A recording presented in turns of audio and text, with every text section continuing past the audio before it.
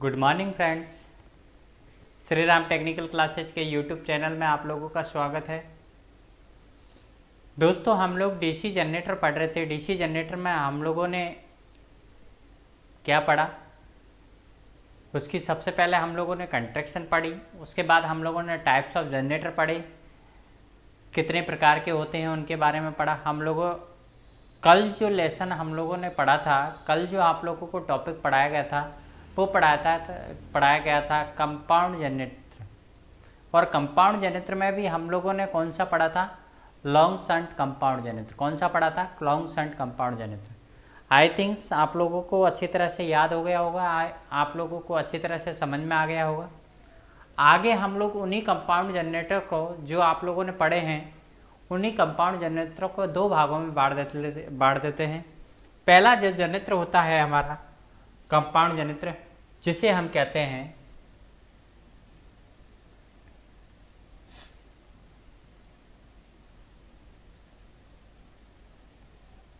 Cumulative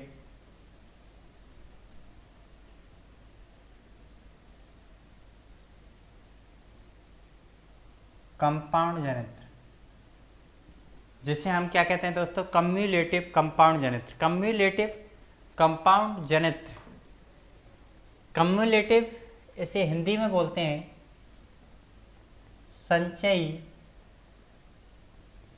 यौगिक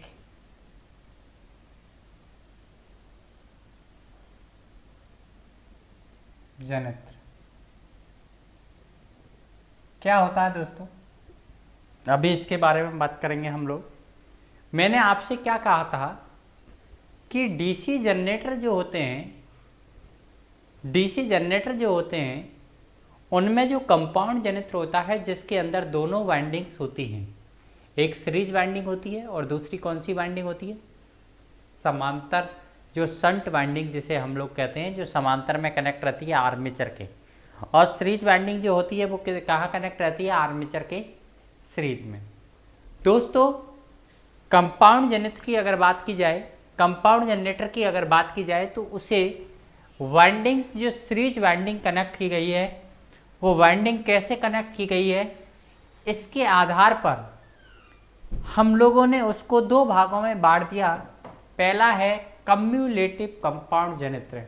क्या है, cumulative compound generator. Cumulative compound generator की अगर बात करेंगे हम लोग, तो कैसा होता है कम्युलेटिव कंपाउंड जनरेटर, बात कर लेते हैं आप लोगों के सामने। जैसे कि सपोज करो ये हमारा एक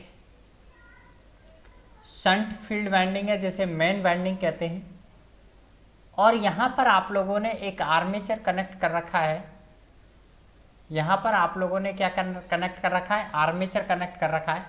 और आप लोगों को अच्छी तरह से पता है, इसके अंदर से आर्मेचर से जब विद्युत धारा जाएगी, तो विद्युत धारा जब यहाँ से यूँ जाएगी तो कुछ धारा तो इधर चली जाएगी और कुछ धारा इधर जाएगी। यहाँ पर जो वाइंडिंग होती है उसे हम कहते हैं सीरीज वाइंडिंग। क्या कहते हैं दोस्तों, सीरीज वाइंडिंग। ध्यान रखना, ये उस वाइंडिंग को हम क्या कहते हैं, सीरीज वाइंडिंग कहते हैं दोस्तों। क्या कहते हैं, सीरीज वाइंडिंग। सपोज कर लो ये वाइंडिंग इस तरीके से की गई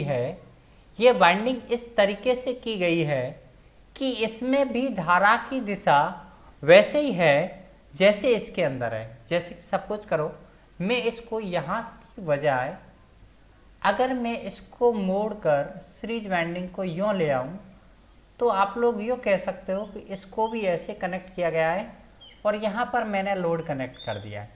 समझ रहे है, तो अभी भी सीरीज में ही मैंने यहाँ की बजाय यहाँ कनेक्ट कर दिया, उससे कौन सा फर्क पड़ रहा है। ये तो ऐसा नहीं है, यहाँ जॉइंट नहीं है ये इसमें भी धारा की दिशा ऐसे, इसमें भी धारा, इसमें भी करंट ऐसे फ्लो हो रहा है, इसमें भी करंट ऐसे प्रवाहित हो रहा है। तो करंट की समान डायरेक्शन होने पर उसमें जो फ्लक्स निकलेगा, वो फ्लक्स की डायरेक्शन भी दोनों में क्या रहेगी, समान होगी। फ्लक्स की डायरेक्शन भी दोनों में क्या होगी, समान होगी। एक बात अच्छी तरह ध्यान रखना, कम्युलेटिव कंपाउंड जनरेटर में सीरीज का फ्लक्स और शंट का फ्लक्स, मुख्य वाइंडिंग का फ्लक्स और सीरीज वाइंडिंग का फ्लक्स एक ही डायरेक्शन में रहता है, एक दूसरे का सपोर्ट करता है, इसके फ्लक्स को हम कह सकते हैं फाई एस एच जो मुख्य वाइंडिंग है, और ये इसकी फ्लक्स को कहते हैं फाई एस ई जो उसकी से एक सीरीज वाइंडिंग है। तो दोनों का जो फ्लक्स होता है वो कितना होगा, शंट का फ्लक्स प्लस सीरीज का फ्लक्स। कहने का मतलब टोटल फ्लक्स दोनों के योग के बराबर होगा। कम्युलेटिव कंपाउंड जनित्र किसे कहा जाता है, यदि सीरीज फील्ड फ्लक्स मुख्य फील्ड फ्लक्स का सहयोग करे। सहयोग कब करेगा, जब दोनों के फ्लक्स की डायरेक्शन समान होगी तो टोटल फ्लक्स ऐड हो जाता है। अगर फ्लक्स की डायरेक्शन अपोजिट होती है तो टोटल फ्लक्स क्या हो जाता है, कम हो जाता है, माइनस हो जाता है, ध्यान रखना। तो यहाँ से जो फ्लक्स कब डायरेक्शन कब जो दोनों की समान रहेगी, डायरेक्शन कब दोनों की समान रहेगी, जब दोनों के अंदर धारा की डायरेक्शन भी क्या रहेगी, समान रहेगी। या तो दोनों में डायरेक्शन क्लॉकवाइज हो या धारा की दिशा दोनों में ही एंटी क्लॉकवाइज हो, तभी जाके फ्लक्स की डायरेक्शन समान हो सकती है। तो यहाँ पर अगर फ्लक्स समान है फाई एस एच और फाई एस ई की डायरेक्शन अगर बराबर है तो ऐसी कंडीशन में इसके अंदर क्या होगा, हमारा टोटल फील्ड फ्लक्स क्या होगा, दोनों के जोड़ के बराबर होगा। किसके जोड़ के बराबर होगा, कहने वाला total field flux phi S H plus phi S E. क्या समझ रहे हो, टोटल फ्लक्स जो होता है आपको अच्छी तरह से पता है ये चीज। कम्युलेटिव कंपाउंड जनित्र में जब फ्लक्स जुड़ेगा तो कुल फील्ड फ्लक्स क्या लगेगा, बढ़ जाएगा, ज्यादा हो जाएगा। तो इस प्रकार का जनित्र जो होता है, इस प्रकार का जनरेटर जो होता है वो स्थिर वोल्टेज के लिए यूज लिया जाता है। अब समझने का प्रयास करना कि स्थिर वोल्टेज के लिए किस प्रकार से यूज लिया जाता है, या आप ये समझने का प्रयास करना कि ये स्थिर वोल्टेज क्यों प्रदान करता है। इधर देखिएगा आप लोग,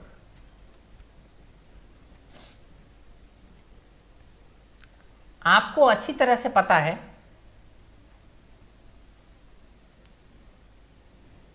कि जब इस तरह से हम लोगों ने किसी जनरेटर को बनाया है जिसमें करंट की डायरेक्शन यहाँ पर क्या है, अब देखो यहाँ से करंट आ रहा है तो एंटी क्लॉकवाइज है, एंटी क्लॉकवाइज है, एंटी क्लॉकवाइज है।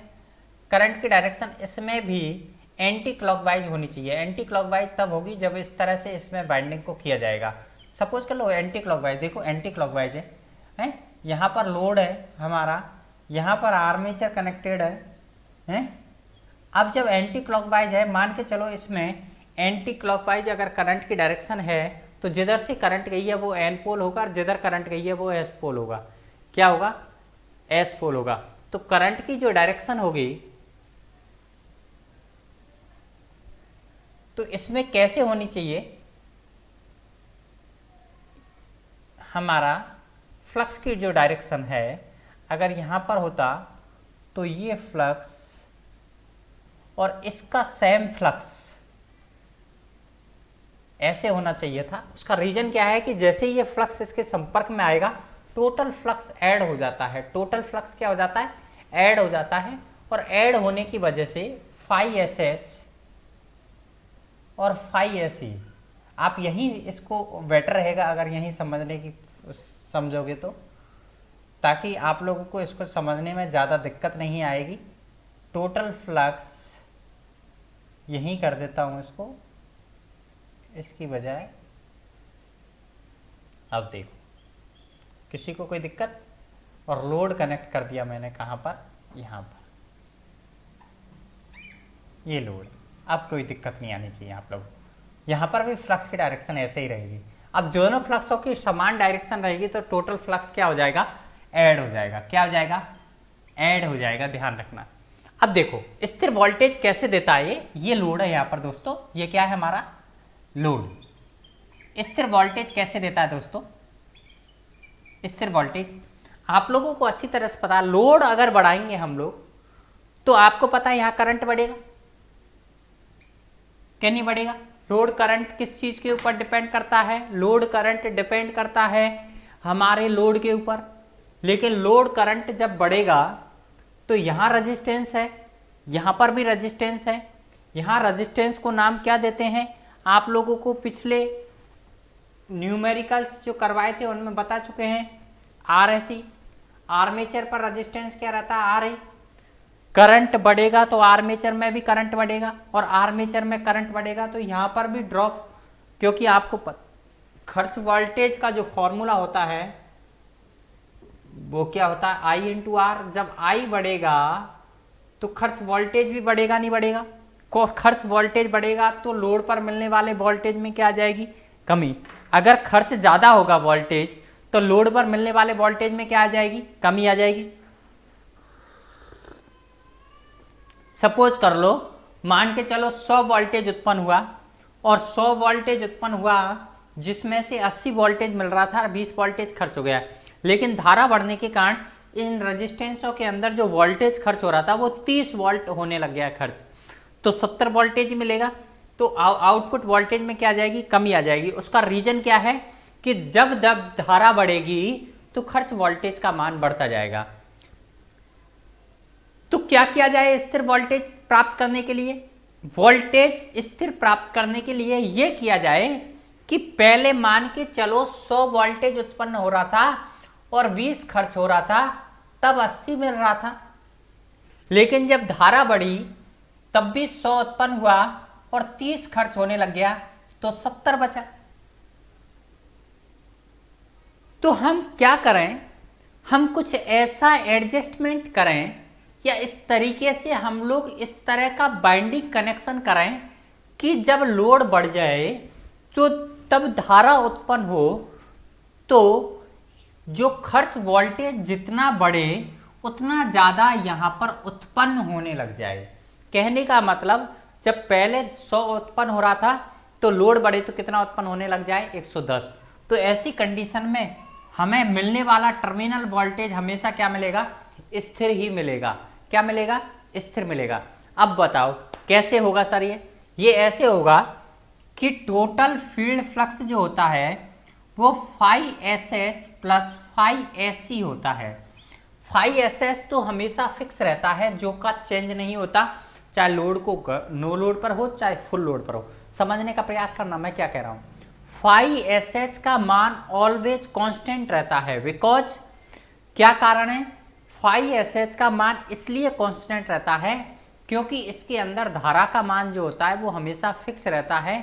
शंट वाइंडिंग में धारा चेंज नहीं होती। उसका रीजन क्या है कि जब तक लोड पर वोल्टेज चेंज नहीं होगा या इस में वोल्टेज चेंज नहीं होगा, यहाँ ना तो वोल्टेज चेंज होना है और रेजिस्टेंस तो ऑलरेडी कांस्टेंट होता ही है किसी वाइंडिंग का, तो यहाँ धारा भी फिक्स रहेगी। और जब तक धारा फिक्स रहेगी जब तक फ्लक्स भी फिक्स रहेगा। लेकिन जैसे ही लोड पर धारा बढ़ेगी, जैसे ही लोड पर धारा बढ़ेगी तो धारा के कारण इस कॉइल के अंदर, किस कॉइल के अंदर, सीरीज कॉइल के अंदर धारा जब बढ़ती है किसी कॉइल में, जब किसी कॉइल में धारा बढ़ती है तो उस कॉइल में फ्लक्स बढ़ने लगता है। क्या बढ़ने लगता है दोस्तों, फ्लक्स। क्यों बढ़ने लगता है, मैंने इलेक्ट्रोमैग्नेट पढ़ाया था। इस कॉइल के अंदर अगर विद्युत धारा दी जाए I, जिसके अंदर N टर्न है, तो इसके अंदर जो MMF डेवलप होगा वो कितना होगा, I इंटू N। कितना होगा, I इंटू N। और MMF क्या होता है, MMF वो फ्लक्स जनरेट करने के लिए वो मोटिव फोर्स होता है जो फ्लक्स को जनरेट करने का प्रयास करता है, जो फ्लक्स को उत्पन्न करता है। ध्यान रखना। तो फ्लक्स का मान किस बात के ऊपर डिपेंड करता है, उसके अंदर कितनी धारा बह रही है और कितनी टर्नों की संख्या है। तो यहाँ पर टर्नों की संख्या तो फिक्स है, लेकिन लोड बढ़ाएंगे तो धारा बढ़ेगी, धारा बढ़ेगी तो इसके अंदर फ्लक्स बढ़ेगा, इसके अंदर फ्लक्स बढ़ेगा तो टोटल फ्लक्स बढ़ेगा। और टोटल जब फ्लक्स बढ़ता है तो Eg की वैल्यू जो होती है वो फ्लक्स के समानुपाती होती है। किसके समानुपाती होती है, फ्लक्स के समानुपाती। जैसे ही फ्लक्स बढ़ेगा उत्पन्न होने वाले वोल्टेज का मान भी बढ़ेगा। मतलब वोल्टेज कितना बढ़ जाएगा, जितनी धारा बढ़ेगी। क्योंकि आपको अच्छी तरह से पता है ये चीज कि हमारा φSC जो है वो लोड धारा के समानुपाती है। उसका रीजन क्या है कि लोड पर धारा ज्यादा जाएगी तभी तो इसके अंदर करंट ज्यादा जाएगी, और करंट ज्यादा जाएगी तो इसके अंदर फ्लक्स ज्यादा जाएगा, फ्लक्स ज्यादा उत्पन्न होगा, और फ्लक्स ज्यादा उत्पन्न होगा तो टोटल फ्लक्स ज्यादा उत्पन्न होगा, और टोटल फ्लक्स ज्यादा उत्पन्न होगा तो टोटल वोल्टेज भी ज्यादा उत्पन्न होगा। तो एक चीज भी आप लोगों के सामने समझ में आ गई यहाँ पर कि लोड पर धारा बढ़ने के साथ साथ इसके अंदर फ्लक्स बढ़ेगा, फ्लक्स बढ़ेगा तो टोटल फील्ड फ्लक्स भी बढ़ेगा, टोटल फील्ड फ्लक्स बढ़ेगा तो टोटल ईएमएफ भी बढ़ेगा। इसका मतलब ये हुआ कि जितना ज़्यादा वोल्टेज ड्रॉप होगा उतना ही वोल्टेज ज़्यादा डेवलप होने के कारण वो लोड पर मिलने वाला जो वोल्टेज है वो हमेशा स्थिर मिलता रहेगा। समझ रहे हैं मेरी बात? मान के चलो पहले 100 वोल्ट जनरेट हो रहा था, 20 वोल्ट खर्च हो रहा था तो 80 मिल रहा था, लेकिन जैसे जैसे लोड बढ़ेगा, जैसे जैसे लोड बढ़ेगा और 20 खर्च होने की बजाय वो 30 खर्च होने लग गया, तो अपने आप ही हमारा जो डीसी जनरेटर है वो 110 वोल्ट डेवलप करने लगेगा ताकि मिलने वाला वोल्टेज कितना मिले, 80 ही मिले। तो इस प्रकार के जनरेटरों का जो प्रयोग किया जाता है वो कहाँ किया जाता है दोस्तों? कम्युलेटिव कंपाउंड जनरेटरों का प्रयोग स्थिर वोल्टेज के लिए किया जाता है। अब थोड़ा सा दिमाग लगाने का प्रयास कीजिएगा, स्थिर वोल्टेज कहाँ कहाँ यूज लेते हैं।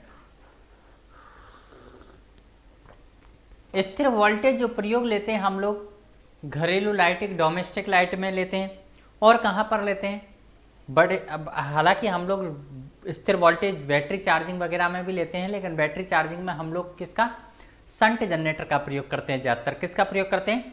शंट जनरेटर का प्रयोग करते हैं। ध्यान रखना, हमारे जो ये जनरेटर हैं, जो कम्युलेटिव कंपाउंड जनरेटर हैं, वो बेसिकली डिस्ट्रीब्यूशन में प्रयोग किए जाते हैं, फैक्ट्री वगैरह में, इंडस्ट्री वगैरह में यूज किए जाते हैं, आइसोलेशन फैक्ट्रीज में यूज करते हैं, आइसोलेशन प्लांट्स जो होते हैं उनमें प्रयोग करते हैं, मोटर को चलाने के लिए इनका प्रयोग किया जाता है। अर्थात जहाँ पर स्थिर वोल्टेज की आवश्यकता होती है वहाँ पर हम कम्युलेटिव कंपाउंड जनरेटरों का प्रयोग करते हैं। किसका प्रयोग करते हैं? कम्युलेटिव कंपाउंड जनरेटरों का प्रयोग करते हैं।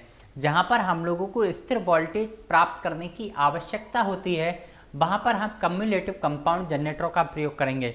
कम्युलेटिव कंपाउंड जनरेटरों में क्या होता है? सीरीज फील्ड फ्लक्स और मुख्य फील्ड फ्लक्स एक दूसरे का सहयोग करते हैं। कम्युलेटिव को इसीलिए बोलते हैं सहयोगी या क्या हमारा संचयी कंपाउंड जनित्र। क्या बोलते हैं दोस्तों? संचयी कंपाउंड जनित्र। कम्युलेटिव कंपाउंड जनित्र एक संचयी कंपाउंड जनित्र कहलाता है जिसमें लगभग स्थिर वोल्टेज प्राप्त होता है नो लोड से फुल लोड तक। उसका रीजन क्या रहता है कि जैसे जैसे लोड बढ़ेगा, लोड करंट बढ़ेगा, लोड करंट बढ़ेगा तो सीरीज में फ्लक्स बढ़ेगा, सीरीज में फ्लक्स बढ़ेगा तो टोटल फील्ड फ्लक्स बढ़ेगा, टोटल फील्ड फ्लक्स बढ़ेगा तो उत्पन्न वोल्टेज भी बढ़ेगा। तो कहने का मतलब चाहे लॉसेज बढ़ जाएं लेकिन फिर भी हम लोगों को बराबर वोल्टेज मिलता रहेगा, जो स्थिर वोल्टेज जो हम लोगों को आवश्यक होता है। शायद मुझे लगता है किसी को कोई प्रॉब्लम नहीं होगी इस प्रकार इस सवाल में। तो धन्यवाद। अगला हम लोग जो क्वेश्चन देखने वाले हैं वो देखेंगे हम लोग क्या दूसरा जो क्वेश्चन देखने वाला जनरेटर देखने वाले हैं वो हम देखेंगे डिफरेंशियल कंपाउंड जनरेटर। कौन सा? डिफरेंशियल। डिफरेंशियल को हिंदी में क्या बोलते हैं? विभेदी।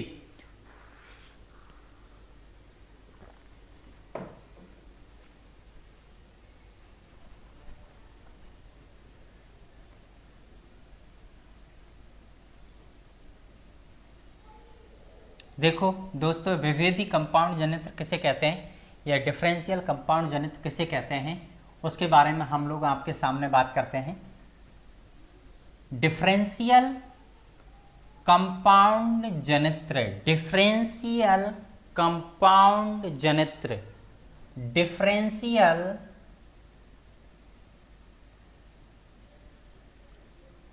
कंपाउंड जनरेटर, इट्स मीन इसे बोला जाता है विभेदी कंपाउंड जनित्र। एक बात याद रखना दोस्तों, विभेदी कंपाउंड जनित्र जो होता है उसमें सीरीज फील्ड फ्लक्स और मुख्य फील्ड फ्लक्स एक दूसरे का अपोज करते हैं, एक दूसरे का विरोध करते हैं, इसलिए उन्हें विभेदी कंपाउंड जनित्र कहा जाता है। मैंने इस तरीके से बना दिया, यहाँ लोड कनेक्ट कर दिया। ये सीरीज वाइंडिंग है, ये सीरीज वाइंडिंग है, यहाँ पर फाई ऐसी जनरेट हुआ और यहाँ का फाई ऐसे जनरेट हुआ दोस्तों। तो यहाँ का जो फ्लक्स होगा वो फ्लक्स होगा उसकी जो डायरेक्शन होगी, उसकी जो डायरेक्शन होगी उसकी अपोजिट डायरेक्शन होगी किसके फ्लक्स की? हमारे सीरीज के फ्लक्स की डायरेक्शन जो होगी कहने का मतलब ये हुआ कि टोटल फील्ड फ्लक्स जो होगा वो shunt field flux minus series field flux होगा। टोटल फील्ड फ्लक्स जो होगा वो दोनों के डिफरेंस के बराबर होगा, दोनों के डिफरेंस के बराबर होगा। कहने का मतलब ये हुआ कि इसमें जैसे जैसे लोड डेवलप होता है, लोड बढ़ता है, तो यहाँ पर हमारा जो टोटल फील्ड फ्लक्स है उसकी वैल्यू में क्या आने लगती है, कमी आने लगती है दोस्तों। क्या आने लगती है, कमी आने लगती है।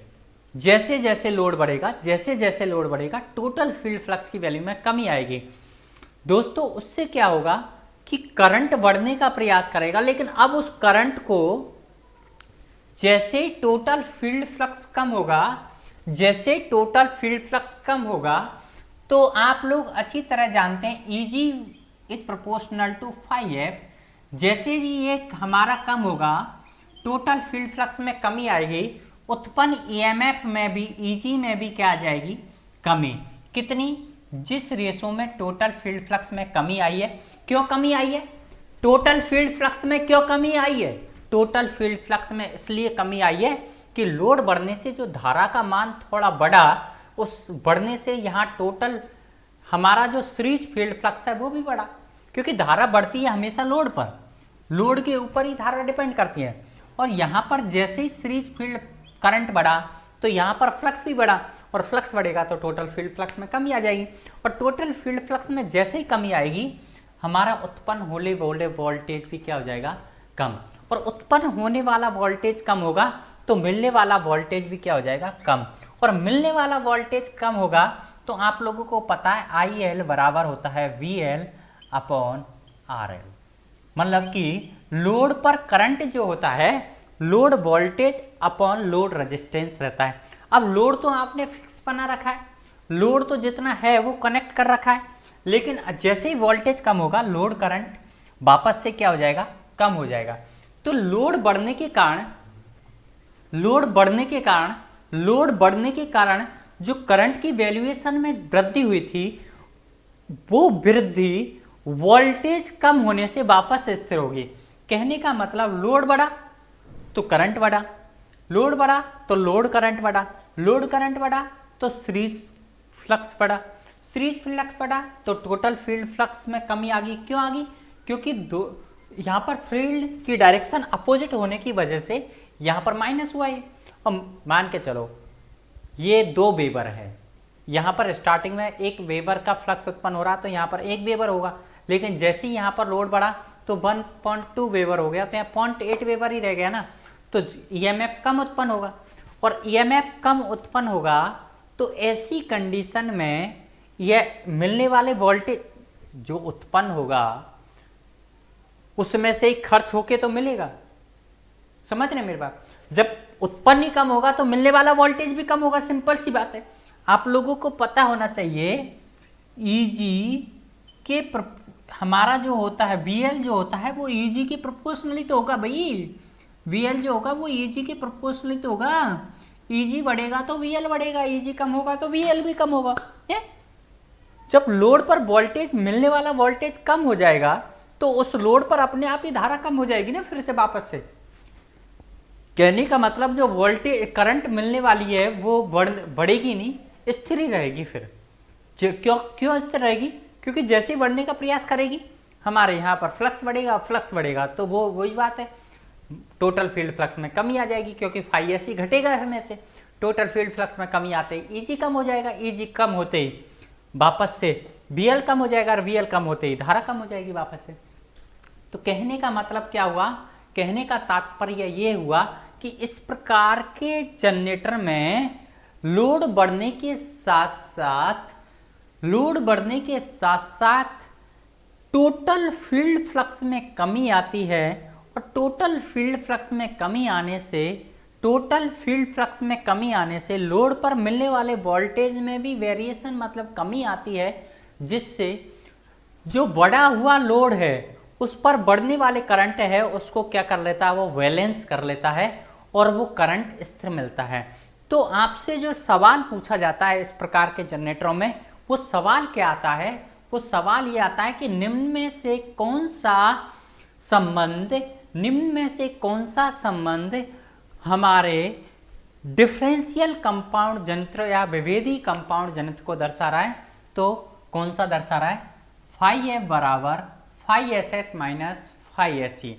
कहां पर प्रयोग किया जाता है, अब बात ये आती है, तो कहां पर प्रयोग किया जाता है, स्थिर करंट प्राप्त करने के लिए हम इसका प्रयोग करते हैं।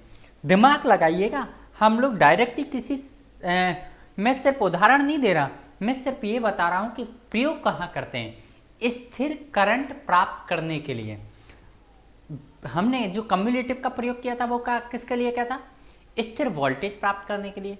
इसका जो प्रयोग कर रहे हैं वो किसके लिए कर रहे हैं, स्थिर करंट प्राप्त करने के लिए। स्थिर करंट प्राप्त करने के लिए हम लोग किसका प्रयोग करेंगे, डिफरेंशियल कंपाउंड जनित्र। अब स्थिर करंट हम लोगों को कहाँ आवश्यक होता है, स्थिर करंट जो हम लोगों को आवश्यक होता है वो होता है आर्क वेल्डिंग, इलेक्ट्रोप्लेटिंग, हीटिंग, इन जहाँ पर करंट की ज़्यादा आवश्यकता होती है, जहाँ पर हीट जनरेट करनी होती है, वहाँ पर हम लोग स्थिर करंट यूज करते हैं। तो स्थिर करंट कहाँ पर, आर्क वेल्डिंग में हम किसका प्रयोग करते हैं, डिफरेंशियल कंपाउंड जनित्र का। किसका प्रयोग करते हैं, डिफरेंशियल कंपाउंड जनित्र का।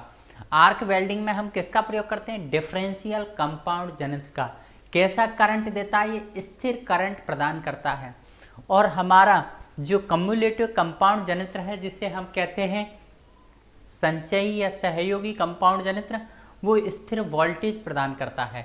कैसा करता है, स्थिर वोल्टेज। और ये कैसा करता है, स्थिर करंट प्रदान करता है।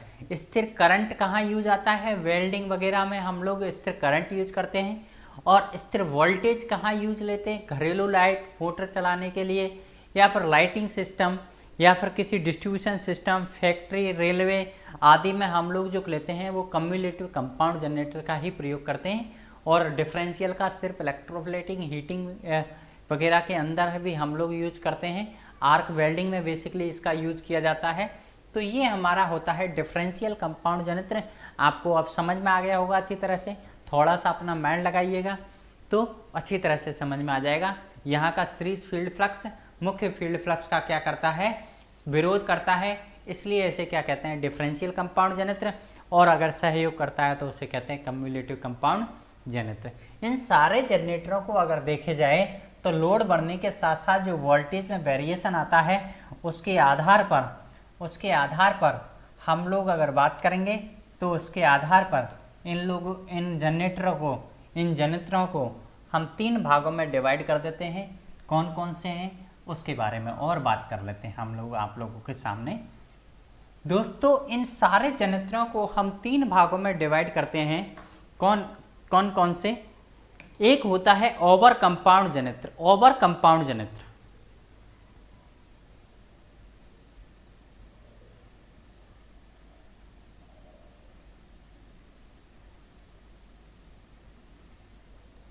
ओवर कंपाउंड जनित्र क्या होता है दोस्तों, समझने का प्रयास करना। ओवर नाम से बड़ा ओवर कंपाउंड, ऐसे जनरेटरों में सीरीज वाइंडिंग के अंदर टर्नों की संख्या थोड़ी ज़्यादा रखी जाती है। ऐसे जनरेटरों में सीरीज वाइंडिंग के अंदर टर्नों की संख्या थोड़ी ज़्यादा रखी जाती है। इसलिए यहाँ पर अगर बात करें कंडक्टरों की संख्या ज़्यादा रखने से इसके अंदर बेसिकली वोल्टेज जो डेवलप होता है वो ज़्यादा होने लगता है। क्यों, आपको पता है फ्लक्स ज़्यादा होगा, टर्नों की संख्या ज़्यादा होगी।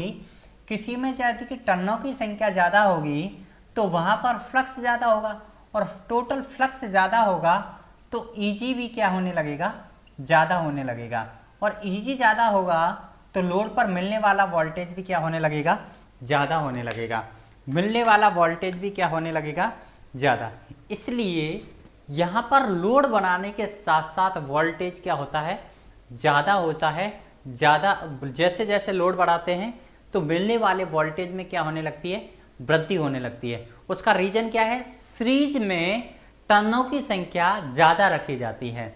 समझ रहे हैं मेरी बात। बेसिकली इस प्रकार का जनरेटर हम लोग बनाते नहीं है, ना ही इस प्रकार के जनरेटरों का कोई प्रयोग मोस्टली किया जाता है। तो इस प्रकार के जनरेटर ओवर कंपाउंड जनरेटर किसे कहते हैं, वे जनरेटर जिनमें लोड बढ़ाने के साथ साथ वोल्टेज बढ़ता है, अर्थात वे जनरेटर जिसकी सीरीज वाइंडिंग में टर्नों की संख्या ज़्यादा होती है, जिससे मिलने वाले वोल्टेज डेवलप होने वाला फ्लक्स ज़्यादा होगा, जिससे उत्पन्न होने वाला वोल्टेज भी क्या हो जाएगा, ज़्यादा, उन्हें कहते हैं ओवर कंपाउंड जनरेटर। बेसिकली इस प्रकार के जनरेटरों का हम लोग कहीं प्रयोग नहीं करते, ना ही बनाते हैं।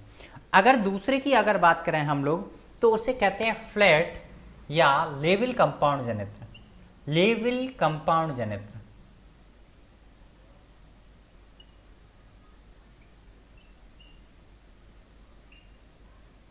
लेवल कंपाउंड जनरेटर की अगर बात करें, level compound generator, flat compound generator, इस प्रकार के जनरेटरों में क्या होता है, इस प्रकार के जनरेटरों में सीरीज फील्ड वाइंडिंग के अंदर टर्नों की संख्या ओवर कंपाउंड की तुलना में कम रखी जाती है, और इसमें इस तरह से एडजस्ट की जाती है सीरीज वाइंडिंग में टर्नों की संख्या कि लोड बढ़ाने के साथ साथ उतना ही फ्लक्स ज़्यादा डेवलप हो जो वोल्टेज ड्रॉप की खाना पूर्ति कर सके। अर्थात लोड बढ़ाने के साथ साथ अगर वोल्टेज में कोई परिवर्तन नहीं आए, वोल्टेज हमेशा क्या रहे, कांस्टेंट रहे, तो वो कहलाता है हमारा level compound generator. Level compound generator किसे कहते हैं, जिन जनरेटरों में लोड बढ़ाने के साथ साथ वोल्टेज में कोई वृद्धि नहीं होती, ना ही कमी होती है, उन्हें कहते हैं लेवल कंपाउंड। जैसे कि अभी हम लोगों ने पढ़ा था कौन सा, cumulative compound generator is a level compound generator. Cumulative compound generator is a level compound generator.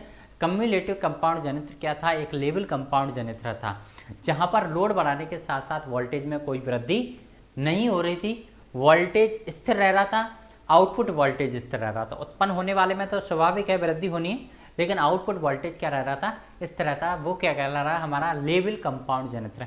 तीसरा जो दोस्तों होता है वो होता है under compound generator. Under compound generator जो होता है, अंडर कंपाउंड जनरेटर जो होता है, उनमें लोड बनाने के साथ साथ यहाँ पर सीरीज वाइंडिंग के अंदर जो टर्नों की संख्या रहती है वो दोनों से कम रहती है। सीरीज वाइंडिंगों में जो टर्नों की संख्या रहती है वो बहुत कम रहती है, और उसमें लोड बढ़ाने के साथ साथ वोल्टेज में कोई ज़्यादा परिवर्तन नहीं होकर कमी होता है। उसमें ध्यान रखना, जैसे जैसे लोड को इंक्रीज करोगे, ईजी में भी कमी आती, सॉरी बीएल में कमी आती जाएगी, लोड पर मिलने वाले वोल्टेज में क्या आती जाएगी, कमी आती जाएगी।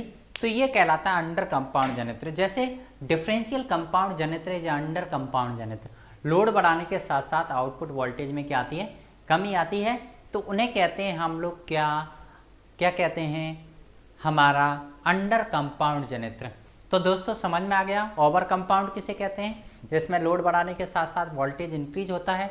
अगर लोड बढ़ाने के साथ साथ वोल्टेज में कोई परिवर्तन नहीं आता तो फ्लैट कंपाउंड, देन लोड बढ़ाने के साथ साथ वोल्टेज में कमी आती है तो क्या कहलाता है, अंडर कंपाउंड।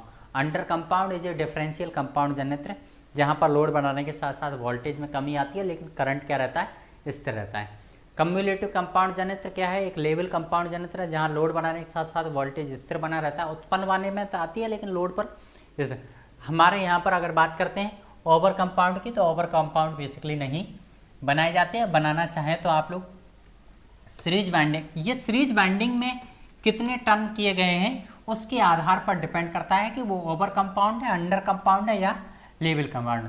अगर सीरीज वाइंडिंग में टर्नों की संख्या जितनी ज़्यादा बढ़ाते जाओगे आप लोग, वो ओवर कंपाउंड बन जाएगा, कम करोगे लेवल कंपाउंड बन जाएगा, और कम करोगे तो क्या बन जाएगा, अंडर कंपाउंड जनरेटर बन जाएगा। ध्यान रखना इस चीज़ का, वो क्या बन जाएगा, हमारा अंडर कम। वो डिपेंड करेगा कि आप लोगों ने सीरीज वाइंडिंग के अंदर टर्नों की संख्या कैसे रखी है। इसके कर्व की अगर बात कर लेते हैं तो आप लोग कह सकते हैं जैसे जैसे हम लोगों पर लोड बढ़ाते हैं, लोड है, ये वोल्टेज है, टर्मिनल वोल्टेज जिसे कहते हैं, या लोड वोल्टेज की जिसे कहते हैं, टर्मिनल वोल्टेज भी कह सकते हो, लोड वोल्टेज भी कह सकते हो। यहाँ पर अगर जैसे जैसे लोड बढ़ाते हैं वोल्टेज में कमी आएगी, लगभग फिक्स रहेगा, इंक्रीज होगा। ये किसका है, ओवर कंपाउंड।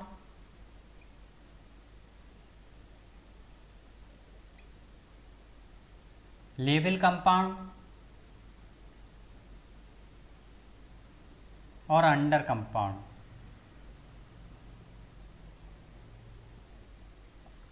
यहां पर दिख रहा है दोस्तों, जैसे जैसे हमने लोड इंक्रीजमेंट किया लोड बढ़ाया तो देखो वोल्टेज में अंडर कंपाउंड में कमी आ रही है जैसे जैसे लोड बढ़ाते हैं, और लेवल कंपाउंड में लगभग स्थिर रहता है, लगभग स्थिर रहता है। ध्यान रखना ऐसा कोई कंपलसरी नहीं है फिक्स ही स्थिर रहेगा, लेकिन लगभग स्थिर रहता है। और अगर बात करें ओवर कंपाउंड में, तो जैसे जैसे लोड बढ़ाते हैं हमारा लोड वोल्टेज का मान क्या होता जाता है, बढ़ता जाता है। लोड बढ़ाने के साथ साथ वोल्टेज का मान क्या होता जाता है, बढ़ता जाता है। तो इसे कहते हैं हम लोग क्या, over compound, level compound, then under compound. Over compound का हम लोग एग्जाम्पल नहीं दे सकते क्योंकि अगर वाइंडिंग्स सीरीज वाइंडिंग में टर्नों की संख्या ज़्यादा रहती है, सीरीज वाइंडिंग में टर्नों की संख्या कम रहती है, सीरीज वाइंडिंग में टर्नों की संख्या और भी कम रहती है। ये हमारा क्या, कम्युलेटिव कंपाउंड जनित्र, कम्युलेटिव कंपाउंड जनित्र हमारा ऐसा है। डिफरेंशियल की अगर बात करें तो डिफरेंशियल ऐसा कंपाउंड जनित्र होगा जो हमारा क्या होगा, अंडर कंपाउंड जनित्र को दर्शाएगा। ध्यान रखना। अब शायद किसी को कोई प्रॉब्लम नहीं हो, आसानी से आप लोगों को समझ में आ गया होगा। तो क्या है दोस्तों, एक थोड़ी बात दोबारा से एक बार आप लोगों को और एक्सप्लेन करूंगा मैं। ओवर कंपाउंड जनित्र जो लोड बढ़ाने के साथ साथ वोल्टेज बढ़ता है। अंडर कंपाउंड जनित्र जिसमें टर्नों की संख्या सीरीज वाइंडिंग में ज़्यादा रखी जाती है, सबसे ज़्यादा। लेवल कंपाउंड में लोड बढ़ाने के साथ साथ वोल्टेज में कोई परिवर्तन नहीं आता, उसमें जो सीरीज वाइंडिंग होती है उसमें टर्नों की संख्या क्या रखी जाती है, थोड़ी कम रखी जाती है। अंडर कंपाउंड में लोड बढ़ाने के साथ साथ वोल्टेज में क्या आती है, कमी आती है। तो उसे कहते हैं हम लोग क्या, उसे हम कहते हैं अंडर कंपाउंड जनित्र। हाँ दोस्तों, कुछ और मैं आप लोगों के सामने डिस्कस करने वाला था। एक के बार बार कमेंट करके एक बच्चा कल पूछ रहा था, नाम शायद मुझे पता नहीं है, वो बोल रहा था सर कि हमारे जो डीसी जनरेटर है उसकी फील्ड वाइंडिंग ओपन होगी तो क्या हो जाएगा। एक बात ध्यान रखना दोस्तों, डीसी जनरेटर की अगर फील्ड वाइंडिंग ओपन हो जाती है तो वोल्टेज डेवलप करना वो क्या कर देती है, बंद कर देती है। उसका सबसे बड़ा रीज़न क्या रहता है कि फील्ड वाइंडिंग जैसे ही ओपन होगी फील्ड में करंट का मान 0 हो जाएगा और फील्ड फ्लक्स भी क्या हो जाएगा, 0। और फील्ड फ्लक्स 0 हो जाएगा तो आपको अच्छी तरह पता है Eg बराबर 5 ZNV अपॉन 60A होता है। तो जब फील्ड फ्लक्स यहाँ पर स्थिर हो जाए, 0 हो जाएगा तो Eg भी 0 हो जाएगा। ध्यान रखना, Eg भी क्या हो जाएगा, 0। मैं क्वेश्चनों की बात करूँगा, आगे इन सब की बात करूँगा। लेकिन ये जवाब देने के बावजूद बच्चे का दूसरा कमेंट क्या आता है कि सर उसकी स्पीड पर क्या प्रभाव पड़ेगा। बेटा आप लोगों को पता होना चाहिए यहाँ पर जनरेटर की कोई स्पीड खुद की नहीं होती है, वो हमें प्राइम मूवर द्वारा घुमाना पड़ता है। क्या करना पड़ता है, हाँ आप ये कह सकते हैं कि डेवलप करना बंद कर देगा तो स्पीड डेवलप करना बंद कर देगा तो लोड उस पर हट जाएगा, और लोड हट जाएगा तो स्वाभाविक है कि जो लोड के कारण स्पीड वेरिएशन हो रहा था वो स्पीड वेरिएशन कम हो जाता है, क्योंकि प्राइम मूवर पर लोड कम हो गया तो प्राइम मूवर इजीली घुमा देगा उसको। लेकिन इस तरह का क्वेश्चन नहीं आएगा कि आप लोग जनरेटर की स्पीड बढ़ जाएगी। जो आप लोग जो पूछना चाह रहे थे वो मैं अच्छी तरह से समझ चुका था। आप ये सुनना चाह रहे कि उसकी स्पीड शायद बढ़ जाएगी, लेकिन बेटा इसका नहीं होता, वो होता है मोटर का, वो होता है मोटर का। मोटर की स्पीड का जो संबंध होता है EV/φ होता है। क्या होता है, EV/φ। जब फाई कम होता है तो स्पीड बढ़ती है या अनंत हो जाती है, ऐसा कह सकते हैं आप लोग। वो मोटर में होता है भाई, किस में होता है, मोटर में। और इस तरह का जो सवाल पूछा जाता है स्पीड से रिलेटेड वो मोटर का पूछा जाता है। डीसी जनरेटर की खुद की स्पीड डेवलप नहीं करता, स्पीड दी जाती है प्राइम मूवर द्वारा। तो वहाँ पर स्पीड बढ़ने या स्पीड घटने का कोई सवाल ही पैदा नहीं होता। हाँ आप दिमाग ये लगा सकते हैं कि ये सर प्राइम मूवर से लोड कम हो जाएगा, क्योंकि जनरेटर पर लोड कम हो जाएगा तो हो सकता है स्पीड थोड़ी सी बढ़ जाए क्योंकि प्राइम मूवर इजीली घूमने लगेगा। वो प्राइम मूवर के कारण हुआ है, जनरेटर की स्पीड कम या ज़्यादा नहीं हुई, वो प्राइम मूवर के कारण हो रहा है, या लोड कम ज़्यादा होने के कारण प्राइम मूवर पर जो लोड पड़ रहा है वो कम हो गया, इसलिए प्राइम मूवर ने थोड़ा सा उसको और स्पीडली घुमा दिया। वो थोड़ा सा वेरिएशन, वो this is a practical condition. लेकिन अगर बात करें हम लोग किसकी, मोटर की, तो मोटर में होता है वो जब फील्ड वाइंडिंग डिसकनेक्टेड होती है। तो आप लोग यही क्वेश्चन मुझसे पुट कर रहे थे, मैं आप लोगों का जब क्वेश्चन आया था तभी मैं उस चीज़ों को समझ गया था, लेकिन वो क्वेश्चन था मोटर का जो आपके दिमाग में बार बार क्लिक हो रहा था। अब क्लियर हो गया होगा आप लोगों को, मोटर की स्पीड इंक्रीज होती है, या आप ये भी कह सकते हैं फील्ड वाइंडिंग ओपन होने से एक बार बिल्कुल अनंत हो जाती है, उसके बाद देन रुकती है मोटर। अनंत अगर आप लोग जवाब दोगे तो आप लोगों का सही है, लेकिन अनंत तो कुछ होता नहीं है, तो एक साथ बढ़ेगी, बढ़ने के बाद वापस मोटर क्या हो जाएगी, रुक जाएगी, क्योंकि बिना फील्ड वाइंडिंग तो ईवी भी डेवलप नहीं होना है बाद में जाके, और ईवी डेवलप नहीं होना है तो मोटर तो रुकनी है। समझ रहे मेरी बात? वो आप लोगों ने किस में देखा, डीसी हमारे मोटर की बात की कर रहे हैं, वो मोटर के अंदर होता है, डीसी जनरेटर की खुद की स्पीड नहीं होती। डीसी जनरेटर को स्पीड तो दे रहे हो आप लोग, किसी जनरेट इंजन द्वारा या किसी भी चीज़ द्वारा उसको घुमा रहे हो, तो वहाँ पर डीसी जनरेटर की खुद की स्पीड नहीं है, वो खुद को स्पीड दी गई है किसी प्राइम मूवर के द्वारा, घुमाया गया है। समझ रहे मेरी बात? अब ऐसा तो नहीं डीसी जनरेटर तेज घूमने लगेगा और प्राइम मूवर को भी तेज घुमा देगा, ये तो पॉसिबल नहीं है ना कि डीसी जनरेटर खुद भी तेज घूमने लगा और प्राइम मूवर को अपने आप तेज घुमा दिया, क्योंकि खुद के अंदर टॉर्क डेवलप नहीं हो रहा। आपको पता है अच्छी तरह से, खुद डीसी जनरेटर खुद का टॉर्क डेवलप थोड़ी कर रहा है भाई। अगर टॉर्क डेवलप करता होता तो वो उसको प्राइम मूवर से घुमाने की जरूरत क्या थी? वहाँ मैकेनिकल एनर्जी को इलेक्ट्रिकल एनर्जी में कन्वर्ट कर रहा है बेटा। समझ रहे हैं मेरी बात? तो अब आप लोगों को जवाब मिल गया होगा कि डीसी जनरेटर में इस तरह का सवाल नहीं पूछा जाता। अगर सवाल पूछा जाता है कि ओपन हो जाती है तो हमारा ईएमएफ डेवलप होना बंद हो जाएगा। स्पीड का सवाल मोटर के अंदर पूछा जाएगा और उसी के अंदर स्पीड बढ़ती है। इसके अंदर अगर हो भी जाएगा तो ना तो स्पीड बढ़ेगी ना स्पीड तो प्राइम मूवर के ऊपर डिपेंड कर रही है। प्राइम मूवर जितनी तेज घूमेगा उतनी तेज ही घूमता रहेगा ये, लेकिन हाँ उत्पन्न करना बंद कर देगा। हाँ, मोटर के अंदर अगर सवाल पूछा जाता तो जवाब वहाँ पर क्या देना है, इंक्रीज होगी। देन इंक्रीज होने के बाद एक सैचुरेशन कंडीशन जिसे कहते हैं उस तक पहुँचने के बाद वापस से हमारी मोटर क्या होगी, रुक जाएगी। हालांकि ऐसा नहीं कि स्पीड ज़्यादा हो जाएगी, तो फील्ड स्पीड नहीं होती ज़्यादा, वो रुक जाती है बाद में। लेकिन आपका जवाब क्या होगा, फील्ड वाइंडिंग ओपन होते ही हमारा एक बार तो स्पीड क्या होगी, मोटर की बढ़ेगी, उसके बाद मोटर क्या हो जाएगी, रुक जाएगी। धन्यवाद दोस्तों। बाकी का हम लोग नया वीडियो लेकर कल वापस से इसी टाइम मिलते हैं, तब तक के लिए धन्यवाद। और दोस्तों मैं देख रहा हूँ कि जो सब्सक्राइबर बहुत अच्छे बढ़ रहे हैं, आपका सपोर्ट बहुत अच्छा है। बस थोड़ी सी मेरे को जो समस्या है आपसे वो ये है कि आप लोग पूरा वीडियो नहीं देखते हो। कुछ बच्चे हैं रेगुलर क्लासेस लेते हैं, 8-10 बच्चे ही हैं जो रेगुलर क्लासेस लेते हैं। समझ रहे हैं मेरे बात? बाकी के स्टूडेंट्स हैं वो रेगुलर क्लासेस नहीं लेते। तो जब आप लोगों को सारी चीज़ें यहाँ पर जो टॉपिक मिल रहा है फ्री, तो उस टॉपिक का फ़ायदा उठाओ। हालांकि मैं इसके अंदर और भी बहुत कुछ पढ़ाना चाहूँगा, लेकिन आप भी अच्छी तरह से जानते हो यूट्यूब पर हर चीज़ को मैं एक्सप्लेन करके और सारी चीज़ों को मैं एक्सपोज यहाँ पर नहीं दे सकता हूँ। अगर कोई बच्चा ज़्यादा पढ़ना चाहता है इसके बारे में और डिटेल्स में पढ़ना चाहता है तो वो अपने ऐप SRTC ऐप से जुड़े। नाम मात्र के लिए फ़ीस है उस पर 999 रुपये। दोस्तों धन्यवाद, वापस मिलते हैं हम लोग कल।